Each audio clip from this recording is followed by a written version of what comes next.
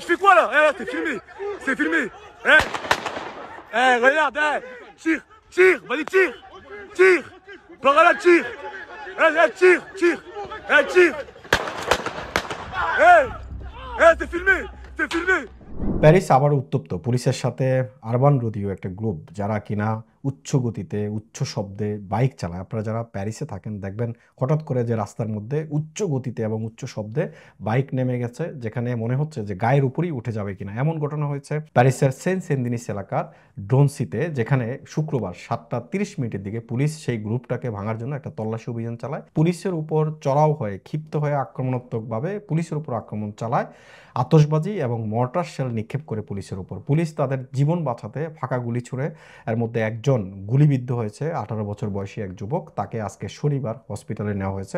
এই ঘটনা আসলে যখন তারা 93টি বিভাগীয় ট্রাফিক ও সড়ক নিরাপত্তা সংস্থা কর্মকর্তারা এই যে অভিযান সেটি তারা পরিচালনা করে তল্লাশি শুরু করে, যখন তল্লাশি শুরু করতে যায় তখন যেই যুবকগুলা সেখানে ছিল তারা সেটি অস্বীকৃতি জানায় এবং পুলিশের এই জব্দ করা, পুলিশ সেখান থেকে মোটরক্রস বাইক একটা উদ্ধার করার চেষ্টা করছিল, তখনই আসলে মূলত তাদেরকে লক্ষ্য করে আতশবাজি এবং মর্টার নিক্ষেপ করা হয়েছে। পুলিশ কর্মকর্তাদের উপর বেশ কয়েকজন আক্রমণাত্মক ব্যক্তি আক্রমণ করে এবং ক্রুদের যারা সেখানে অভিযান পরিচালনা করতে যায় তাদেরকে ঘিরে ফেলে এবং পুলিশের উপর তারা চড়াও হতে থাকে। পুলিশ তখন সরকারি অস্ত্র ব্যবহার করেছে তাদের জীবন রক্ষার্থে, তারা বাতাসে অর্থাৎ ফাঁকা গুলি ছুঁড়েছে এবং পরবর্তীতে তারা সেখান থেকে পালিয়ে যেতে বাধ্য হয়েছে। কিন্তু একটি মোটরসাইকেল, ভিডিওতে দেখছেন একটি মোটরসাইকেল নিচে পড়ে আছে, সেই মোটরসাইকেলটি নেওয়ার জন্য পুলিশের উপর চড়াও হতে থাকে। পুলিশ অফিসার বন্দুক তাক করে তার দিকে ধরে রেখেছে, এই ভিডিওতে আপনারা নিশ্চয়ই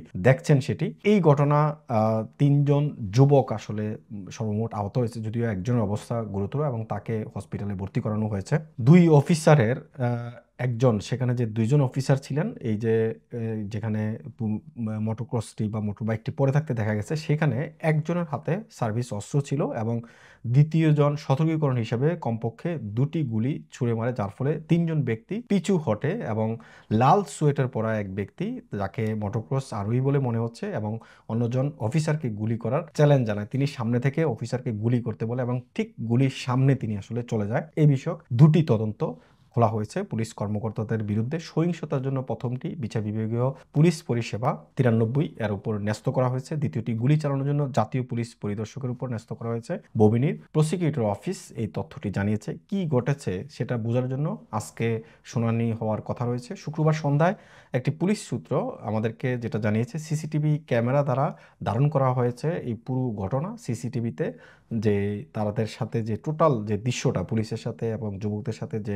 ঘটনা হয়েছে সেটি সিসি ক্যামেরায় ধারণ করা হয়েছে এবং সেই ভিডিও ফুটেজ দেখে এখন ববিনির প্রসিকিউটর অফিস আসলে গুলি চালানোর পরিস্থিতি বা কেন গুলি চালানো হয়েছে সেটি নির্ধারণ করবে। তো এই সংবাদটি অনেকটাই উদ্বেগ উৎকণ্ঠার, কারণ প্যারিসের সমস্ত জায়গায় দেখবেন, বিভিন্ন জায়গায় যারা প্যারিসে বসবাস করেন বা আশেপাশের এলাকায় বসবাস করেন দেখবেন আপনাদের এলাকায় হঠাৎ করে এই যে আরবান রোদিও, এই যে গ্রুপগুলো অর্থাৎ মোটরসাইকেল নিয়ে রাস্তায় বেরিয়ে উচ্চ শব্দ উচ্চ গতিতে তারা মোটরসাইকেল চালায়, যে কোনো মুহূর্তে যে কোনো দুর্ঘটনার কবলেও পড়তে পারে এমন ঘটনা হয়ে থাকে। তো এই গ্রুপটাকে আসলে মূলত টার্গেট করেছে প্রশাসন এবং তাদেরকে আসলে ভাঙার জন্য এই শুক্রবার সন্ধ্যা 7টার দিকে সেন্ট সেন্দিনিসের ড্রোনসিতে এই যে সড়ক বিভাগ থেকে যে অভিযান পরিচালনা করা হয়েছে, এই অভিযানটা আসলে এটারই একটা অংশ।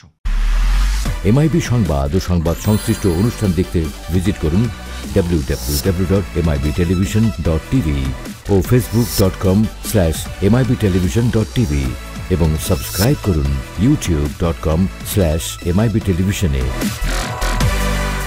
এমআইবি টেলিভিশন, সত্য খবর, সঠিক খবর।